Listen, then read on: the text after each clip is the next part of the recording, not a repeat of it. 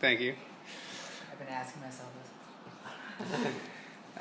Okay, so first off, thank you to Babayit for hosting, as always. Topic of this week, this month's shiur, for this Rosh Chodesh, is should we believe in a third destruction? Is there some sort of importance to faith in the idea of the destruction of the Jewish state, commonwealth, temple? We'll get into this farther on, but people have asked me about the title already, like, should I be comparing the state of Israel to, or the Jewish state as we have it now, to having the Beit HaMikdash? And when we're going to talk about Rav Shagar and Rav Fruman, who very much are part of the religious Zionist community, which believes very strongly in some form of redemptive messianic aspect to the state of Israel. But also I think, like, taking the idea of exile seriously means recognizing not just the religious consequences, but the very physical consequences of exile, and simultaneously the physical aspects of redemption. That having a state of Israel, a place for Jews to exist together, the Jewish bodies building the land and the Jewish body politic inhabiting it, is itself is inherently redemptive. It doesn't have to mean, this is the Messianic era, but I think it's something undeniably redemptive. And the idea of losing that should be a horrifying thought. So the first source we're going to look at is from Sefer Yirmiyahu. It's honestly one of my favorite texts in Tanakh. The 7th chapter of Sefer Yirmiyahu has this really intense prophecy that's going to set up sort of how we talk about faith in the rest of these texts. So this is in the 7th chapter. It's the word which came to Yirmiyahu from the Lord. Stand at the gate of the house of the Lord, and there proclaim this word. Hear the word of the Lord, all you of Judah who enter these gates to worship the Lord. Thus said the Lord of hosts, the God of Israel, mend your ways and your actions, and I will let you dwell in this place. Don't put your trust in illusions and say, the temple of the Lord, the temple of the Lord, the temple of the Lord are these. Heichal Hashem, Heichal Hashem, Heichal Hashem, Hema. As for me, I have been watching, declares the Lord. Just go to my place at Shiloh, where I had established my name formerly, and see what I did to it because of the wickedness of my people Israel. And now, because you do all these things, declares the Lord, and though I spoke to you persistently, you would not listen, and though I called to you, you would not respond.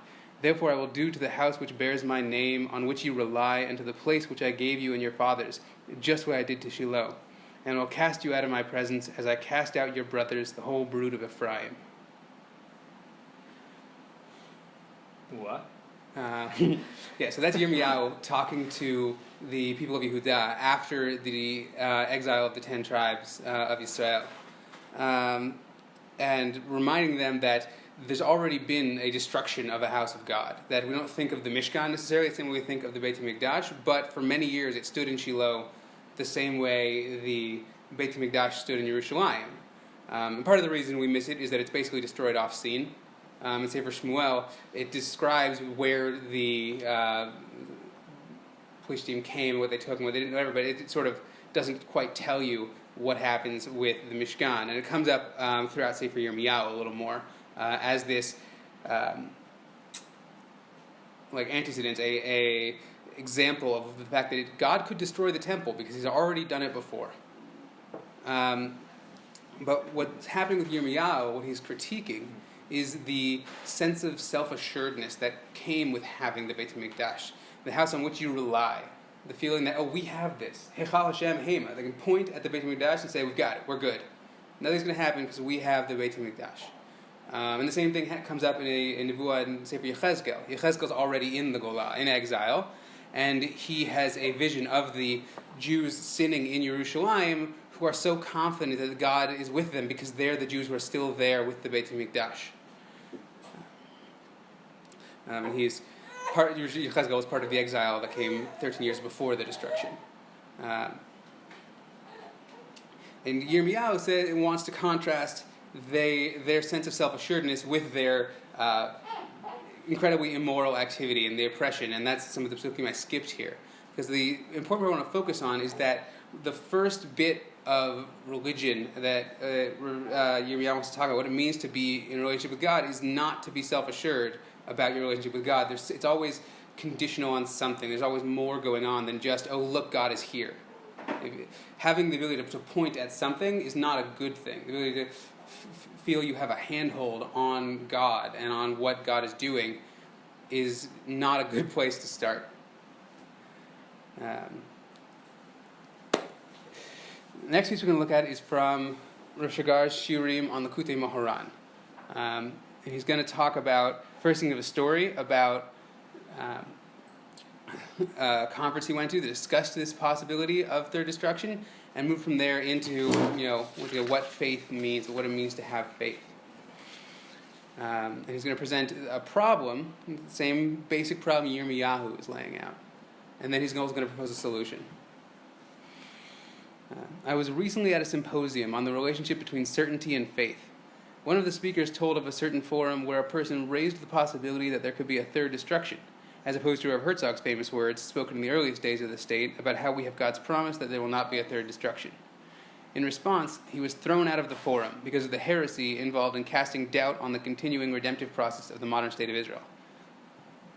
The speaker told the story in praise of the certainty of faith and looked positively on the total unreadiness to hear claims like his. So Rav Shagar is talking about being at one symposium where someone told a story about a different, gathering forum, whatever, where the person was thrown out for even raising the possibility that the current state is not messianic and not the Yemot HaMashiach, and there could be another exile. And the person telling the story to Rav Shagar in that symposium is like, everyone who threw him out is so great. These are the people who once upon a time would have thrown out Yirmiyahu, who thought Yirmiyahu was a false prophet, Right. which is the thing that happened in Yirmiyahu's day. Yeah? How would they deal with that, with Yirmiyahu, with the text of Yirmiyahu? Well, that's part of what's so, it's throughout Sefer Yirmiyahu, is this problem of is he a true prophet or not? And he obviously knows that he is, and we have him as a book in Tanakh that tells us that he is. But the recordings of him talking to people, it's not at all clear they know who he is. There are other people who claim to be prophets, may have even thought they were prophets, who say the opposite is him. And it actually leads to some interesting chapters that are him proving that he could be a prophet and trying to lay out what it means to be a prophet, and do you have to make right predictions? Is it only under certain circumstances? It's a big issue in Sefer Yirmiyahu. But I think, based on the story, the people at that forum would have thrown out Yirmiyahu as well. So he saw it as a revelation of true faith. I was shook. I saw this as making faith into an idol, expressing an arrogant religion that refuses to accept the other. It comes from the violence laid bare in religious discourse. To my mind, rejecting the idea of a third destruction comes from patriotism in the negative sense, rather than from a position of deep faith. Absolute certainty is a handhold that lets the speaker feel confident about the righteousness of his path, but faith happens only in the moment when a person gives up on certainty and opens up to the possibilities that exceed the limits of his understanding. In this context, raising doubts is not only not opposed to faith, it itself is the thing that can lead us to real faith. Raising doubts is not an educational goal, and I don't mean that we must encourage doubts, mainly because some people remain in a chronic state of baselessness. The trap of ideological excess can lead to acting like an idolater, coding their opinions with words of faith. So this is the problem, as Rav Shagar lays it out, is that this sense of self-assuredness in who we are and what we have, the way things are, is in fact the way they will be, is fundamentally ideological. It's an act of idolatry. And that I think is part of what's so powerful about Yirmiyahu's prophecy, is that the people are treating the house of God like an idol. The house of God has itself become something more important than God and what God wants. You see the same thing comes up in the beginning of Sefer Shmuel about the Aron. The people are like, oh, the Aron will save us. We're bringing the Aron to war because it will save us. And that seems to be why the Aron is taken, because the Aron itself has replaced God and what God wants and become a way of guaranteeing God's presence by having a physical object that makes that presence manifest. And so here, Rav Shagar is saying, what's the remedy for that? Is doubt. Doubt is what leads us to real faith. There should be some element of uncertainty, because uncertainty is really about openness. Uncertainty is there could be something else that happens. Things aren't going to go just the way I think they're going to go. To continue, It's important to remember that an answer like perhaps is a real possibility in existence, which can be just as certain as certainty. The very existence of a positive option itself changes the feeling of your life. For example, things in my life don't have to be good in a simplistic sense in order for me to have faith. It's enough that I have faith that things could be good, that the potential exists in order to experience the presence of God. Faith is not necessarily certainty, and therefore it's possible for a faithful answer to the question, is there a creator of the world, to be perhaps, ulai. From this perspective, the presence of faith in the world depends on their readiness to accept. The presence of faith in the world depends on people, on their readiness to accept the existence of God in the world despite uncertainty. It is specifically doubt that can lead to faith, because language forces us to define every phenomenon, and thus instead of actually encountering the phenomenon, we suffice with defining it externally.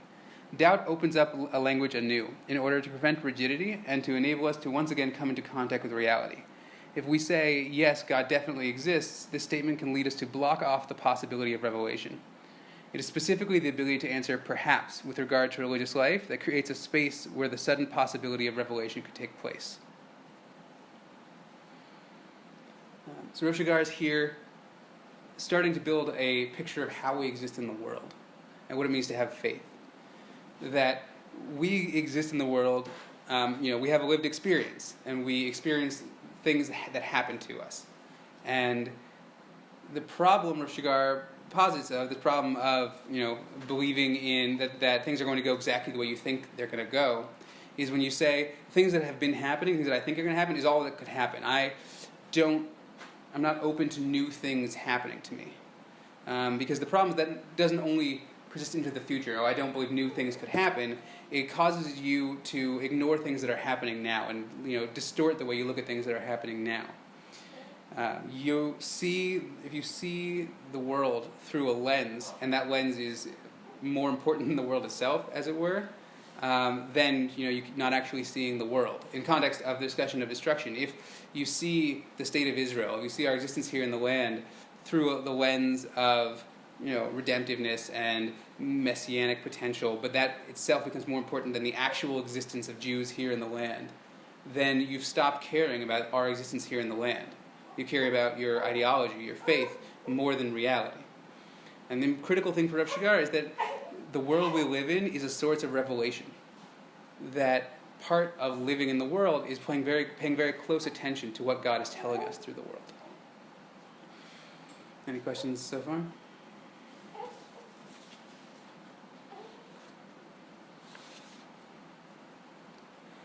So one critical bit of this is the question of language. Doubt opens up a language anew. That faith is, in a sense, our language for understanding our world. And redemptiveness and messianism is an important part of that. You can't really be Jewish, certainly not like really Zionist, without having redemption somewhere in your language and having Mashiach somewhere in your language and trying to figure out how that looks regarding the state of Israel. But the problem is when you apply those to the state of Israel without paying attention to the state of Israel. That there's a degree of blindness that creates when you've let your language become an idol. You've become so fixed on the words and ways of talking about the world that you let them. They lead you to ignore the other ways God speaks to us. Meaning, like, you're not looking, one who espousing this sort of ideology is sort of looking at events and just trying to fit it into that framework, like, instead of just seeing the events for what they are or what they might alternatively. Very much so. I think the easiest example is the question of, like, is the state religious or secular? Because it's really easy to say it's it's secular. Like, the people involved in it are not all secular. There's lots of really wonderful religious people who were involved in the state, but lots of people who are expressly secular. Moreover, lots of people who are clearly corrupt and immoral, and that's not unusual for politicians. But our sense of the nature of the state shouldn't keep us from denying that, and shouldn't keep us from denying that affects the nature of the state. Like, there is no political apparatus that's not built by people. People affect the nature of it, and that should affect how we consider it. And like the flip side is to say, no, they might seem bad or really, be bad people, but they are unconsciously enacting God's will in the world, or they on a conscious level are really deeply religious and they just need to work past the bad parts. Stuff. That all might be true, but if it causes you to ignore the real things people are doing, then your language has become an idol. So the next piece is from Rav Shigar's Sefer Luchot U'Shivrei Luchot, from a really phenomenal essay called Education and Ideology, where he talks about religious Zionist education. And he used the word ideology in the last piece, and we're going to talk about it a little more at length here.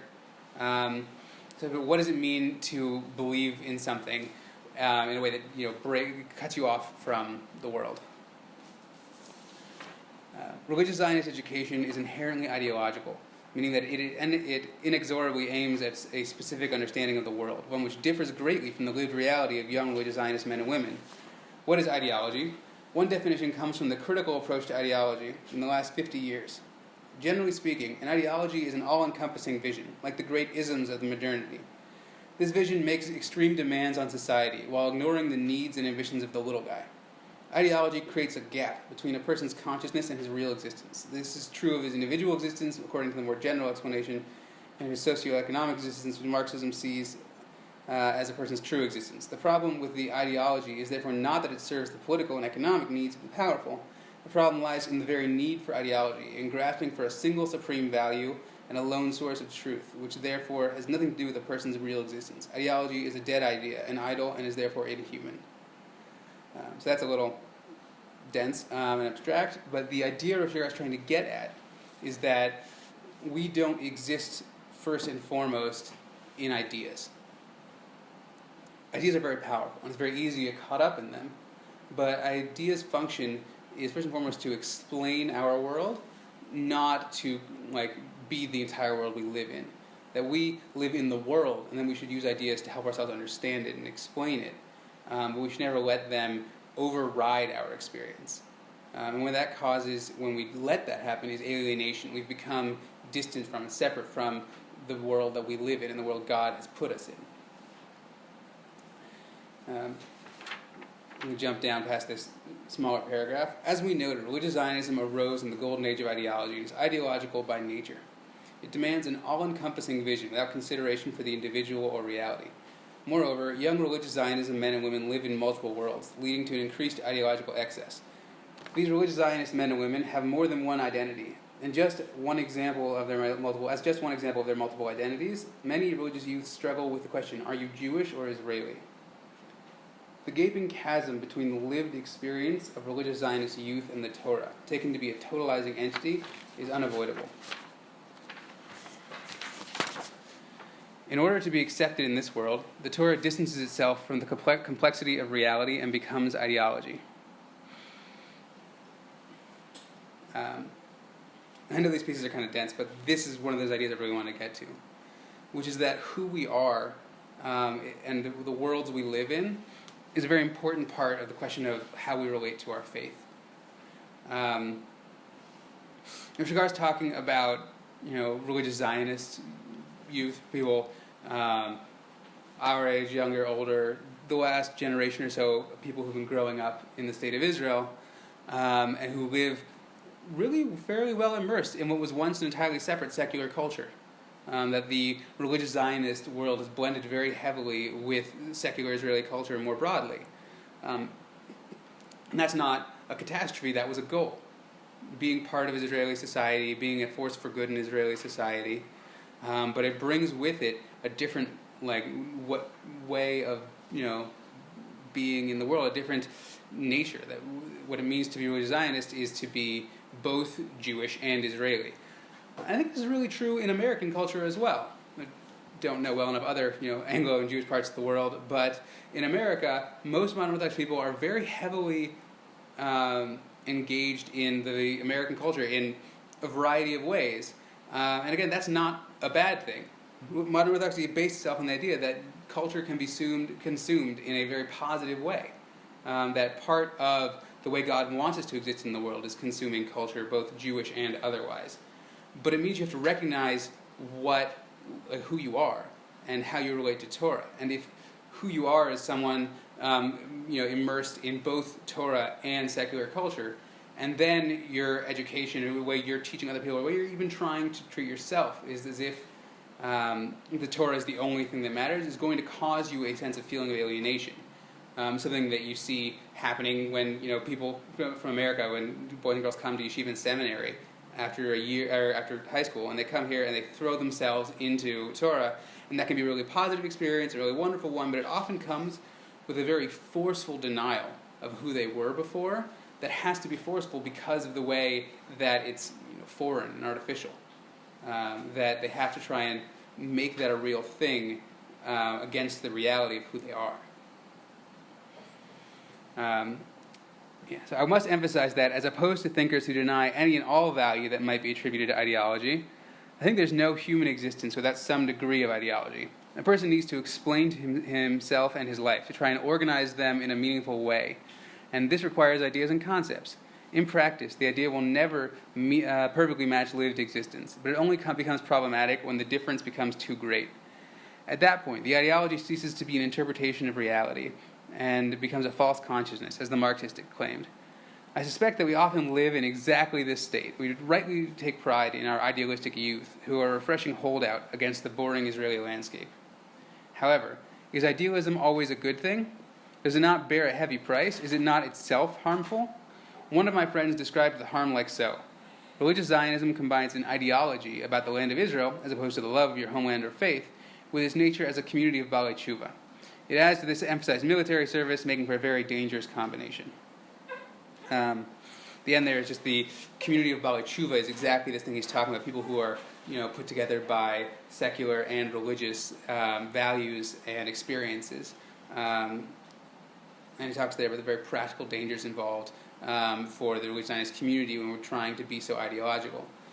Before that, I think is this important point about he's not trying to say we shouldn't have faith. We shouldn't have faith in Mashiach. We shouldn't have faith in the potential of the current state of Israel. But the problem is when you can't believe in the possibility of destruction. That when you can't believe that God might do something unexpected. That means you're ignoring reality, ignoring all the possibilities of reality. What you're doing is forcing your own way of thinking on the world. Part of it's a question of humility, as opposed to arrogance and idolatry.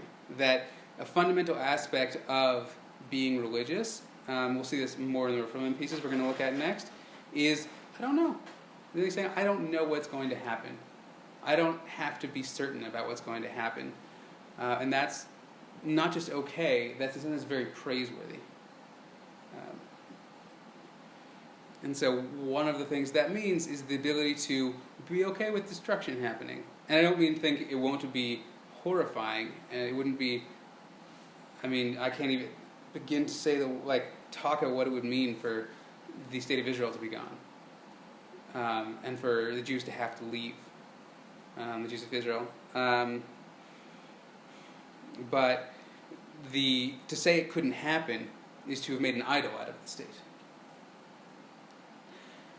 We'll look at one more piece from Rav Shigar that's going to turn in a more positive direction. So then, what is faith? And it's going to echo one of the pieces we saw before.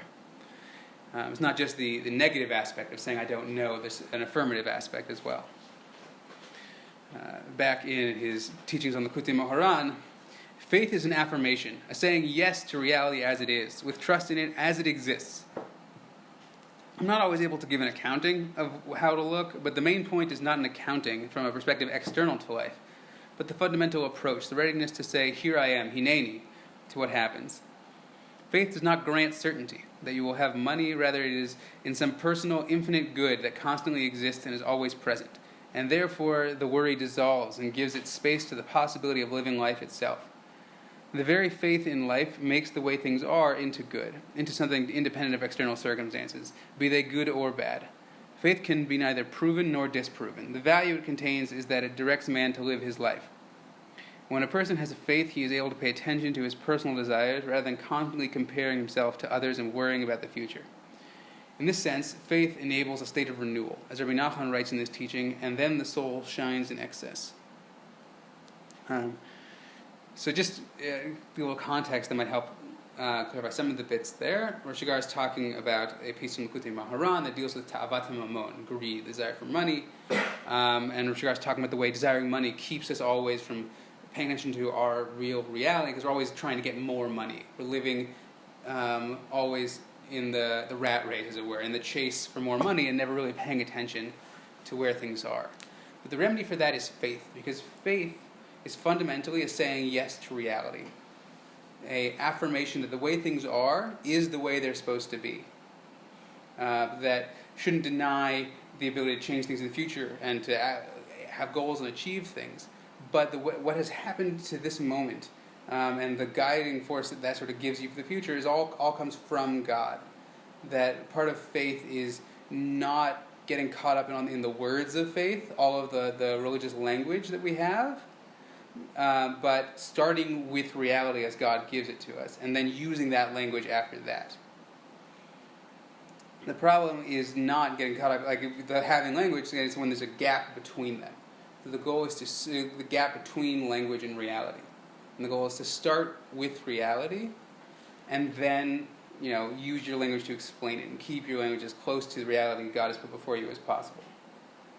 This might be circular questioning, but isn't it sort of like, essentially, like, if you say, like, if you look at reality and you say, like, okay, like, whatever happens, like, it's for the best, it's good, like, isn't there also, like, a danger there of, like, okay, so let's say, God forbid, there's, like, a destruction, like, and it's okay, like, that's fine, that's good, like, isn't that certainly also dangerous to some extent, where, like, you're justifying it and you're saying, okay, like, it happened, then we'll, like, let's move on, instead of maybe trying to prevent something from happening?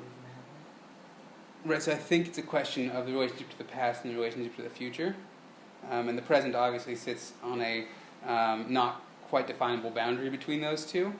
I think you're right. From here, you wouldn't necessarily draw any conclusions regarding the future and what we should do, but you could conclude, I should do nothing. I should be totally passive and let God do everything. Whatever God does is good. But I don't think you need to do that, and I think Rosh Hashanah wouldn't say you should do that. It's a question of the world you have before you, and the world you find yourself in, as opposed to the future, which is much more the world as you can make it. Okay, there is another piece out of Rosh Hashanah in here, but we're going to skip it. I brought it because I couldn't not. It deals with all kinds of really interesting stuff about the relationship, again, between language and faith and lived experience, and whether faith has anything to do with language, and how that has to do with can we talk to other people about faith if faith doesn't have to do with language, and a excellent comparison to proving God to getting shot in the head. So that's good. We're going to skip to page 4. This is from Rav Fruman. I have a Yes. question about Rosh Hashanah. Yeah. How would he explain, I guess, like the halakhic process with this in mind? Because I feel like a lot of the halakhic process is dealing with reality and like trying to bridge the gap between. I mean, I'm seeing halakha as an ideology the way I'm saying this, but like that, like the role of a posek is to like see reality, but also understand like what the ideology of Judaism is. Like, would he make that jump as well? Does he see that in comparison? Well, I think the comparison is, like you've essentially already made it by saying part of the job for the posek is to see what's happening in reality. And that bridging that is some sort of goal. I think there is a little more going on that you sort of alluded to, which is that there is a goal to live within ideology. Like Rav Shigar here has talked about religious language and ideology as if it was something we need in order to explain reality to ourselves, but there's definitely a lot more to halacha than that. Halacha isn't... Kind of b'diavad, like it makes it sound very b'diavad. Right. And we have a lichatchila goal of living in a halacha and allowing halacha to some degree at least shape our experience of the world. So I think there's not an easy answer to that, because it's very vague unless you get down to really specific examples, and then it'd be different in each case. But yeah, it's a question of how much do we live in halacha and how much we live in the world, and navigating the tension between the two, and trying as much as possible to keep that from being, keep either one from making the other impossible. There's a, I can't remember what the book is called. I have it upstairs. There's a book, like a collection of his lectures. The one about halacha and history. Rosh Hashanah? Yeah. I don't remember what it's called. So he has like a bunch of like. I was just started reading one of them with a friend, and one of the things that he said was like. Halichot Olam. It's called Halichot Halichot Olam. Olam, right. And so one of the things like when he started talking about actually Dina de Malchuta Dina, I didn't finish the essay, so it's kind of like whatever disingenuous to quote at the beginning, but I remember him saying something along the lines of the point of halacha, like halacha is chal on reality. And in order to make that process work, you have to know what reality is. Otherwise, you're trying to make halacha chal on something that doesn't exist, and you will eventually cause some sort of like rift and disconnect.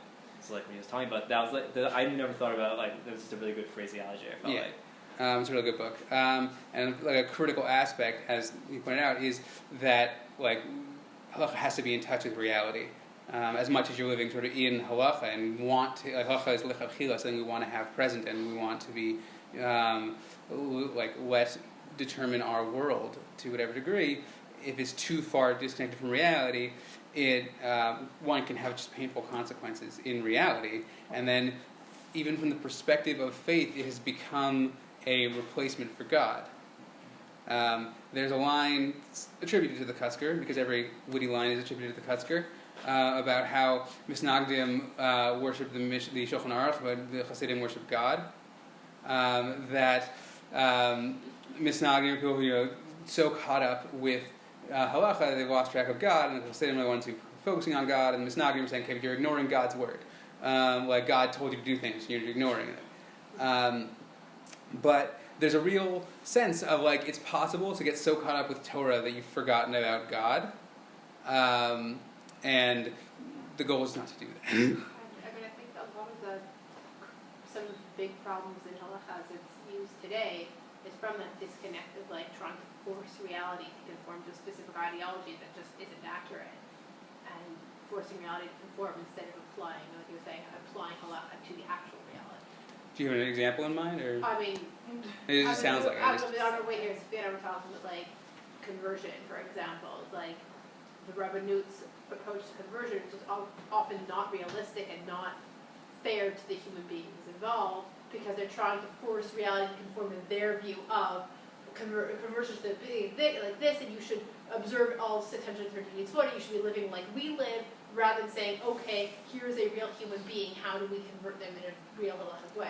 Right. So I think that was a real good example of one of the ways that the gap is bridged, which is that there's often a lot more potential and like different configurations of halacha and halachic language that are possible than would be able to be applied to reality more easily without harm to reality. So the Rabbanut's understanding of conversion is not only is it not the only understanding bichlal, not the only like contemporary Orthodox understanding of conversion, and there's so many different ways to do halacha that could be fit to the reality much more better without causing so much real harm that it's a little crazy to ignore it. I mean, the problem with the Rabbanut is because they have so much control over marriage here, most halachic authorities around the world have conformed their conversion status to the Rabbanuts rather than risk somebody not being able to get married in Israel. Yeah, no, I could do a whole other year just getting upset about the Rabbanut. That's just an example of like where Yeah, it was a good example. Mainstream halachic applications forcing reality to conform instead of approaching reality. Yeah, 100%. And also when like politics are involved, it's also about power. Yeah. I mean, like that also. That ideology. It's like, what is it actually about? Is it about?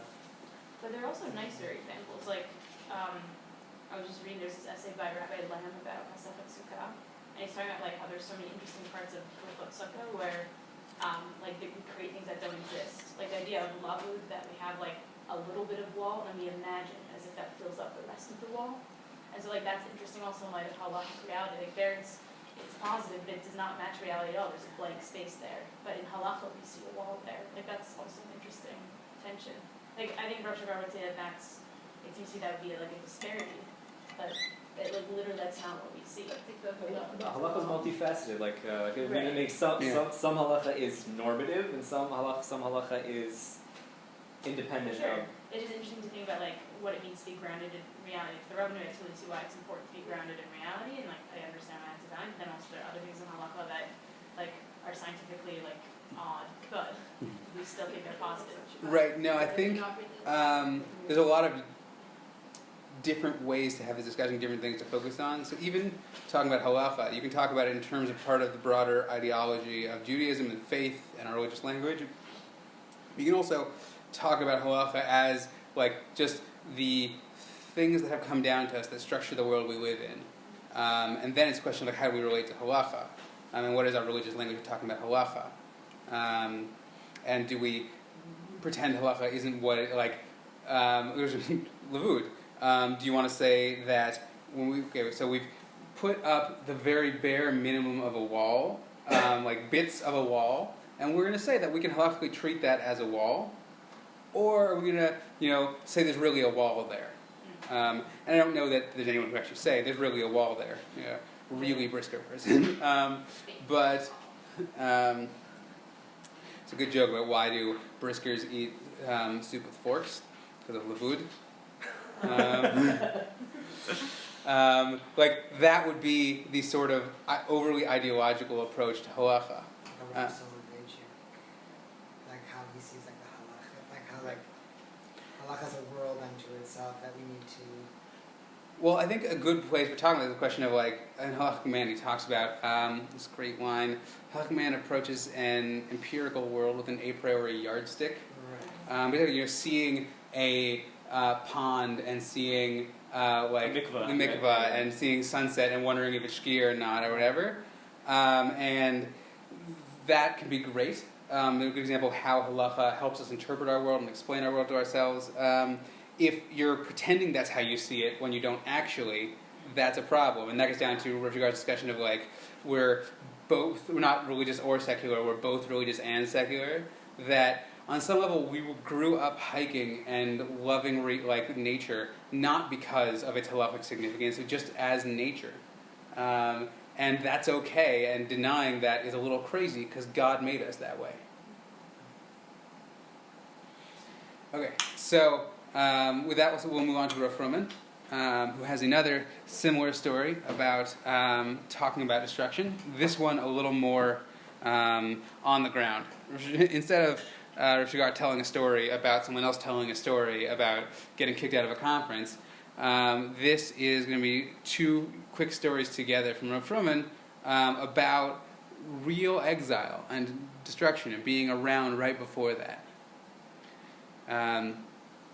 This is from Chasidim Tzochakim Mizeh. He says, I was the last rabbi of the town of Talmei Yosef in Yamit before the withdrawal. On Friday, the army set up a siege. On Shabbat, I spoke in the synagogue. I said, based on something my wife had said, that even though in a few days they would carry us out of here, our struggle still has great value. We are protesting against injustice. I thought it was a nice speech. And after the end of the prayers, when we went home, people approached me and very respectfully said to me, what was the rabbi talking about? Why would he depress us like that? I had thought my words would encourage people. In the town of Atzmona, they planted trees during the withdrawal. I could have planted trees as a form of protest, but they planted the trees because even in the midst of evacuation, they believed it would not happen. The same thing happened before the withdrawal from Gush Katif.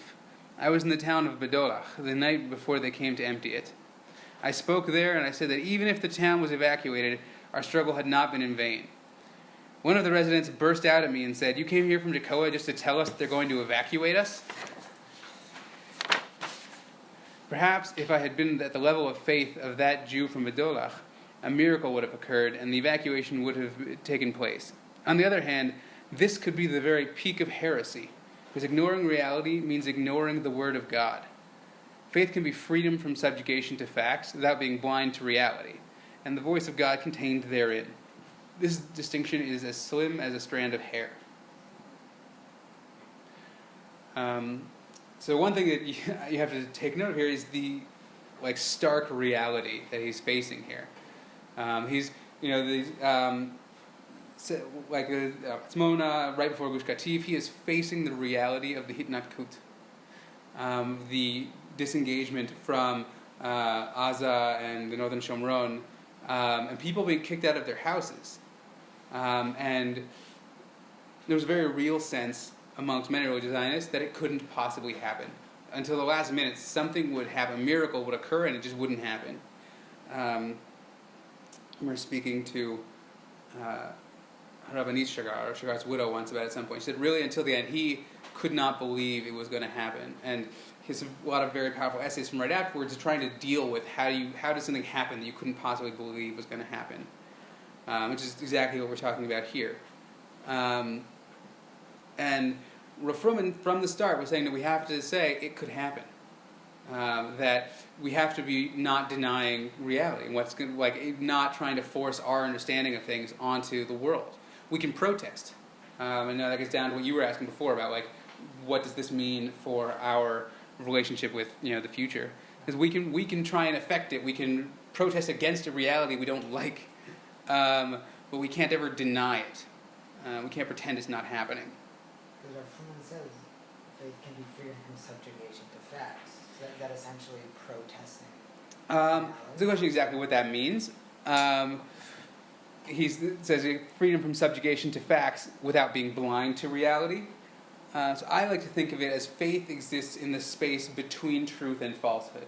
That there are things where there's no obvious truth or obvious falsehood, and that's where faith exists, in the realm of I don't know.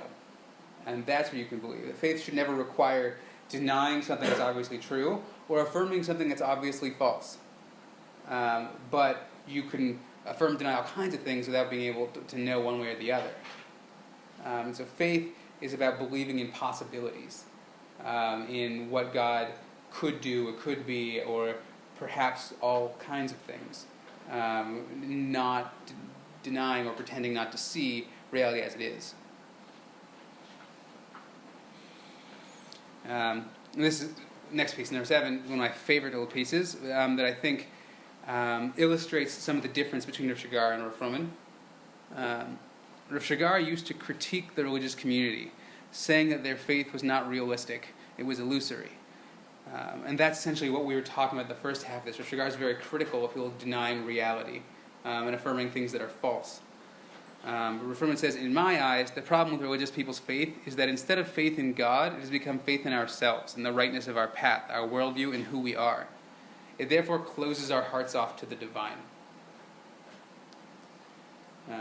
That the ability to be open to the possibility of destruction also means being open to new possibilities of God.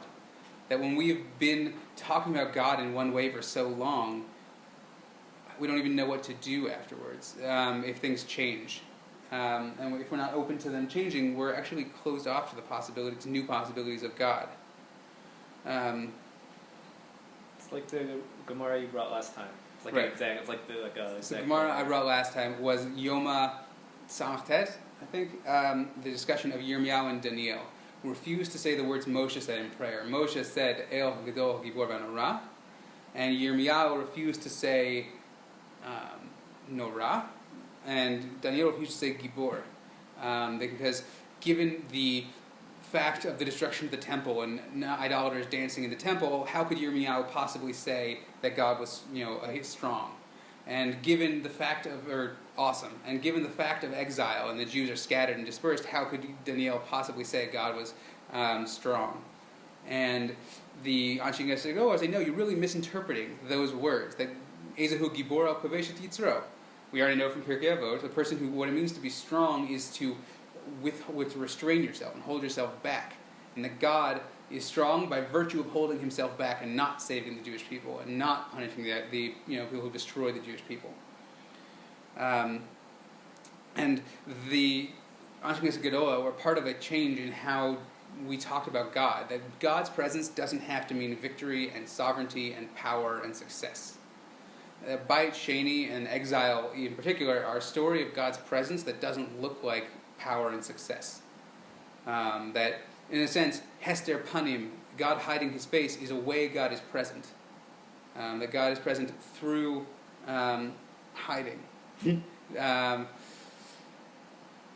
occurs to me, I think, an interesting example of not knowing what to do with destruction because of how we talk about God. Has anyone ever seen the TV show Srugim?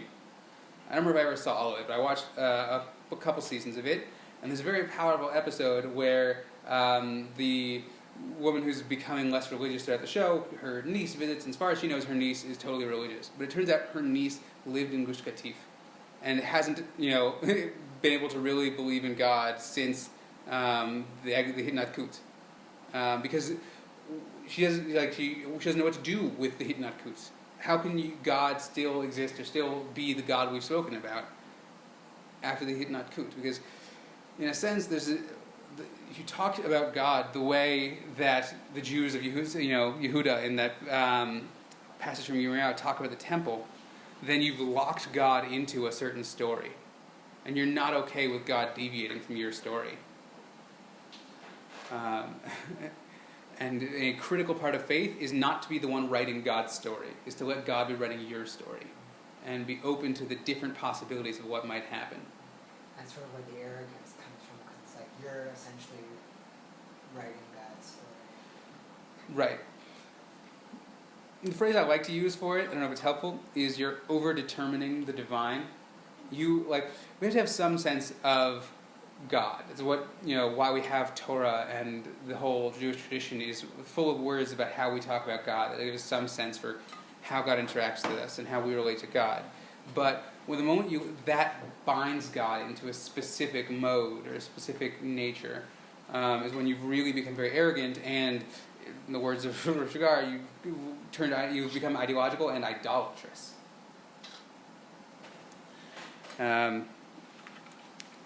Another little piece from Chasidim Tzuchakim Mizeh. What is faith? Non-believers believe in a long-standing and orderly universe. Reason is all about discovering this universe's underlying laws and logic, which together allow one to predict future results. But believers, as you know, don't have reason. The life of faith is a life of dynamic innovation, where you can't know what it will be. It means casting reason aside, living in a world connected directly to God. I think there's a good discussion to be had about where reason is useful, where it's not useful, what the limits are. But I think a critical aspect of being in a relationship with God is the knowing that reason is always an intermediary. Reason, like religious language and ideology, is part of how we understand our world. And that's not a bad thing. Reason is, in fact, a critical tool for understanding our world. It has dramatically changed the nature of human society and existence for the better across the course of human existence in the last, say, 200 years in particular. We have changed our world for the better through the use of reason, which is exactly what makes critical discussions of its limits. And trying to apply reason outside its limits is that same sense of idolatry. And so what Rafferman wants to get to is that living, connected directly to God requires throwing away reason, because it's always an intermediary. I want to take an aside to note that I think that's roughly true with people as well. We know a lot of things about the people we're in close contact with throughout our lives, and we can make reasonable, good guesses about what they're going to do next. The problem is that reason can also be how we define the other people, and we're not open to the possibility they might change. That is sort of critical to our own sense of who we are, is that we could do something different. We could change ourselves for the better, for the worse, whatever it is.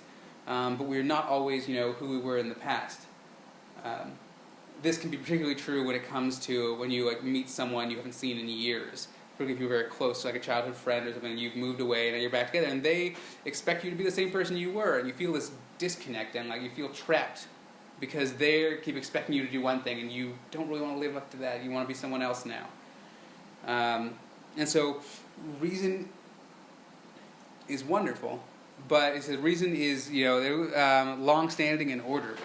Reason is about things being exactly the same one day after the next and working based on fixed rules. In some sense, freedom, both of other people we interact with and of God, depends on being willing to put limits on reason and say, reason can't give me every answer all the time. When you assume reason can give you every answer all the time, when you use it to allow one to predict future results, you're forcing your reason onto God's future, or onto the future in general. Would you say that that's kind of like a different way of phrasing more or less what he was talking about before, about not being subjugated to facts? Meaning, if you're subjugated to facts, meaning you have a certain data set of a lot of similar events that have happened, you can just assume that, okay, I'll match up my current reality, with all these different stories I already know, and so because I know those were the facts over there, so I'll just assume that that's exactly what's going to happen.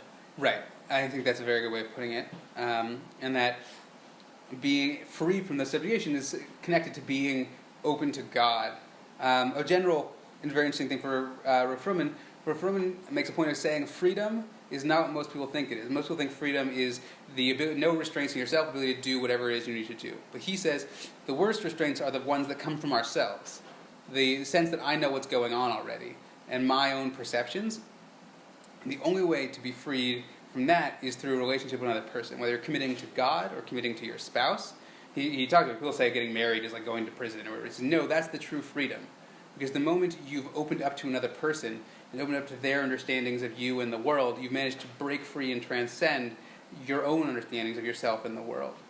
I think like the relationship with another person who thinks good of you, like can dramatically change your own perspective, and for the worse. You can, if someone thinks terribly of you and you internalize that other perspective.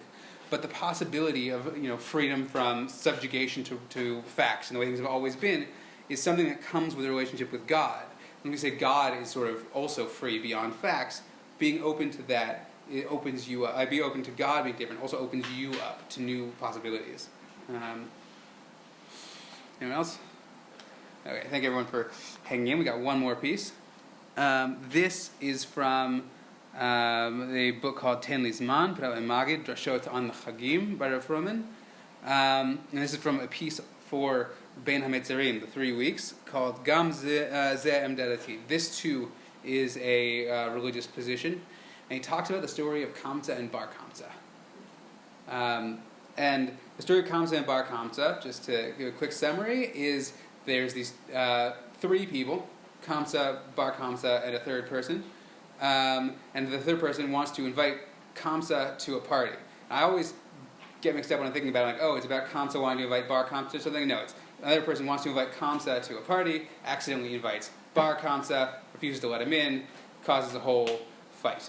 And it leads to, ultimately, the Emperor of Rome sending a korban to be turned into an animal to be a korban, and the animal is Bar Kamsa gives the animal a mum, a defect, which means it's not kosher to be a korban. And the question is, do they use it as a korban in order to not upset the emperor, or do they not? And Rav Zachariah ben Akilos insists they do not use it as a korban, and that ultimately leads to the destruction. So the Kamsa and Bar Kamsa is the phrase that the story is known by. It comes from a line, I think the Mishnah, but in the Gemara is saying because of Kamsa and Bar Kamsa, the temple was destroyed. But the end of the story also says because of the anavtanut, humility of Rav Zachariah ben Akilos, between this spiritual leader, because of him, the temple was destroyed. And that's where Fruman is going to come to talk about this story. He's actually going to suggest that there's something ironic in that line. The Gemara is saying that not to say, oh look, we can point to the reason why this happened. He says, the spiritual posture which the Gemara recommends in the face of historical upheavals is humility. There's no way of knowing in advance where things will lead. Everything's apparently possible. According to this, we can explain the conclusion of the story. Rabbi Zachariah's humility destroyed our home as ironic. Certainly, the Gemara wants us to be humble, but this humility isn't a mitzvah that decides the fate of the entire world. Even the greatest virtue, as the rabbis say, humility is greater than all other virtues, cannot guarantee the future. History is the domain of the unforeseen. And case in point, it was the very righteousness of the spiritual leader of the generation that led to the destruction. I think there's something just on a how we study Torah level, very powerful about the idea that the Gemara is being a little ironic. And the ability to read the Chazal as speaking in a variety of different tones of voice is important. But the idea he's getting at here is that the phrase, because of Rabbi Zachariah and Akilos' humility, the temple was destroyed, is not meant to be taken super seriously. And he, in one of the bits I skipped, says, and if you look at the parallel in, I think, Echa Rabati, or where it has the same line, there it's a folk saying. The people say that this is why it happened, but really we don't know why it happened. That history is the domain of the unforeseen. That in some sense we should stand in front of the past and the future without trying to explain it, because anything could happen even righteousness, humility, leading to destruction. And that's not something that should have, like, from a religious perspective, that's not something you should be able to predict. That, being a stickler for halacha would lead to destruction. That gets back to the halacha and reality discussion we were having before. For someone uncomfortable with attributing an approach like this to the rabbis, I would emphasize that the Gemara certainly connected this sort of posture toward history with a spiritual posture of fear of heaven. Happy is the man who is fearful always. Asher mifached tamid. Someone who stands astonished before the ups and downs of history with neither certainty nor confidence, without bitachon, may be expressing a more religious astonishment than someone who has an absolute criterion, ethical, religious, what have you, for evaluating the way history operates. The peak of knowledge is knowing that we do not know. And this is perhaps the most central idea of medieval religious thought, and perhaps this peak is all a believer can enact when faced with the facts of life and their unforeseen consequences. Something powerful here about his relation to bitachon, saying that part of being religious is not having bitachon. This is something that Rav Shigar talks about a lot. Bitachon she'enenu mavtiach shum davar. He says you should have bitachon, but it's bitachon that doesn't actually give you bitachon. That bitachon as a posture towards God is a good thing, but as a posture of humility of accepting what God gives you as good is a good thing. But if it comes to saying God is going to make things good for me, I know it, then that's more problematic. But isn't kind of what goes back to what I asked before about it's all for the good, sort of. Right. Was it a question of, once again, what you do versus what happens? Like, part of what he's saying here is you never know what's going to happen. So you can't say, oh, whatever happens will be good, because whatever happens will be good. Who knows what that will be? You should do whatever you think is right. I believe there can be a good outcome. I don't believe a good outcome is assured. Yeah, and you believe whatever outcome happens is one God makes happen, and that's maybe its own kind of good. Right. But I don't believe that what is going to happen will look like what I think of as good. When I talk about bitachon, I like to say, there's one way of talking about bitachon that says, oh, if only I could see all the facts, I would understand how it's good. And what Rav Shigar says, and what Rav Furman is saying is, no, you might not think it's good even if you could see all the facts. God might just have a different thing in mind. And trying to say, oh, it would be good if I could see all the facts, if I could know everything that was happening, it would be good, I would understand that it's good, is trying to impose your sense of good on God.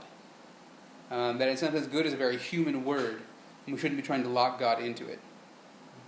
It's very much like the end of Kolba Fake, like when Rav Soloveitchik is trying to deal with theodicy, and he just stops. He talks about the narrative is proving that, he was trying to come up with all these solutions to why God was doing this to him, and then God rewards him finally when he gives up, because the whole point is that we'll never actually know.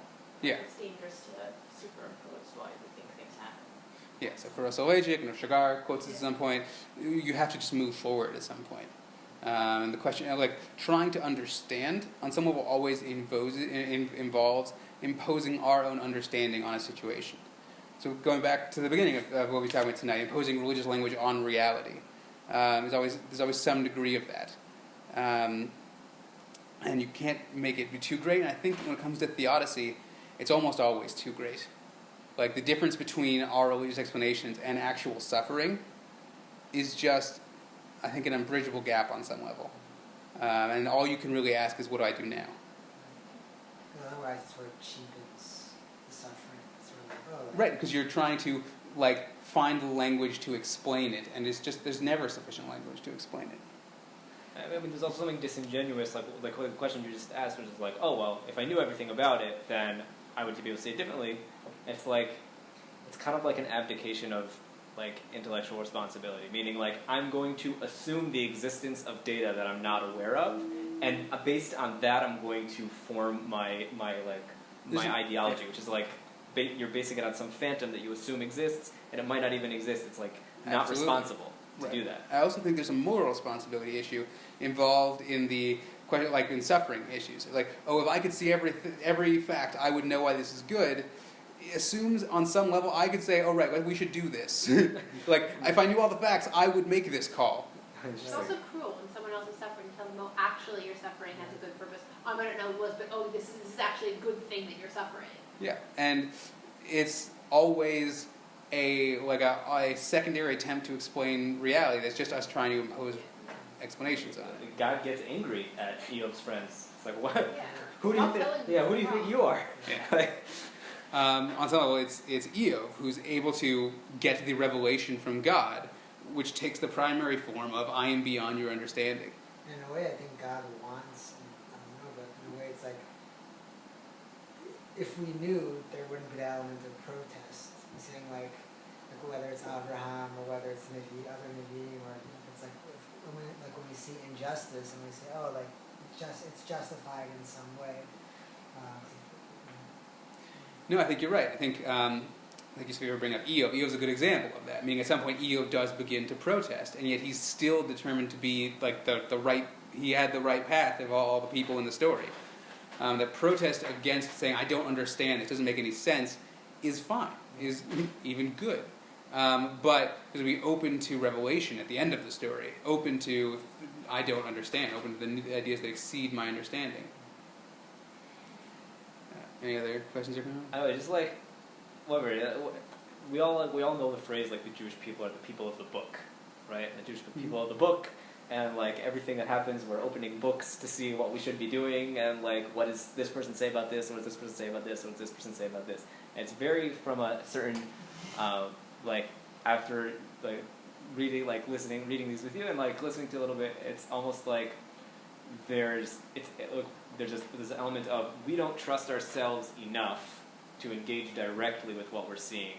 First, we have to open the book to see what the book says about it, and then we can like play a matching game of, oh, well, it said this in this book.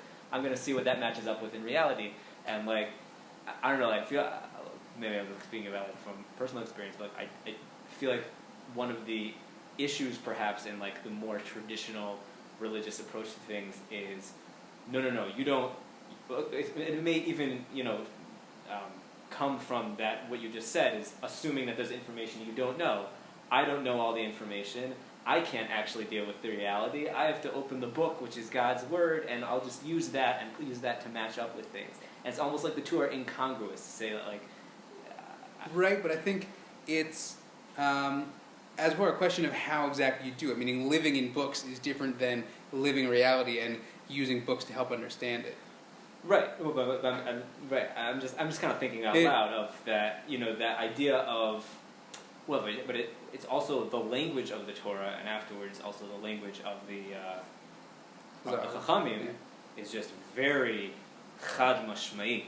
If you listen, this will happen. I don't think so at all. This is much of our discussion. Let's say this a different time. But I think going all the way back, you can find ambiguities and questions of like how do things actually work out when you do good, when you do bad. In Sefer Dvarim. Sefer Dvarim might be an exception. That's what I'm saying. Because the idea of Deuteronomic theology. Obviously, if you look at Tanakh as a whole, obviously things are not chad mashma'i. Right. If you look at like the areas of like right, but that's an artificial isolation. Meaning Sefer Dvarim doesn't exist on its own. Like you could, if you wanted to pick a moment in history with the least amount of things, like I don't know how you try and determine like history of texts, but like going with say traditional thing, Devarim always had Bereshit before it. Going with non-traditional things, literally who knows before what came before texts. There's a whole field based on trying to figure out the oral traditions that came before texts. Like nothing exists in isolation. Right. And every collection of texts always lots of voices. Right. Even in Dvarim, then it's like, don't make promises, but if you do make promises, make them like this, and if you make them, you have to keep them, and if you don't keep them, here's what you do to avoid getting in trouble from not keeping them. That's like a very specific example. Yeah, no, about, like in even this, in Dvarim has those aspects of ambiguity. It's like, should we be making it or shouldn't we? Okay. But I think like the main complexity of Devarim is very certain that people are going to sin. Right? God says you're going to go in, and they're going to go to Israel, and they're going to sin, and throws off right. A certain degree. But Jewish history, like it's something it's vague because even though ultimately that is what happened, like 586 happened, like they were doing that for 400 years beforehand. It was doubt when it was going to strike. Like you'd think maybe it would have struck right away, and it didn't. They evidently didn't really think it was going to strike. Yeah, there are plenty of prophets saying, "Oh, the first the Yirmiyahu argues with Hananiah something, and he says, the vessels have gone, but they're coming back. Yirmiyahu, okay, so just to sum up, because it's been a lot, don't ever be confident. No. A critical aspect of faith in general is a degree of saying, I don't know.